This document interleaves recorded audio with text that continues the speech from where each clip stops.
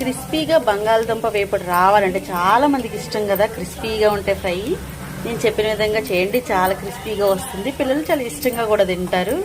Taste అయితే చాలా బాగుంటుంది, పొడి పొడిగా క్రిస్పీగా చాలా బాగుంటుంది. చూడండి విడివిడిగా క్రిస్పీగా చాలా బాగుంది కదా. దుంపలను పీల్ చేసేసుకుని వీటిని బాగా కడిగేసుకుని తర్వాత చిన్న చిన్న ముక్కలుగా కట్ చేసుకోవాలండి. ముక్కల్ని మాత్రం కడగకూడదు, ముందే దుంపలను కడగాలండి, అప్పుడే మనకి క్రిస్పీగా వస్తుంది. ఇప్పుడు దీన్ని ముక్కలుగా కట్ చేసుకుందాం. ఇలా ముక్కలు కట్ చేసేసుకున్న తర్వాత దీనిలో ఒక 1/2 టీ స్పూన్ ఉప్పు, కొంచెం పసుపు వేసుకుని వీటిని బాగా కలిపేయాలి.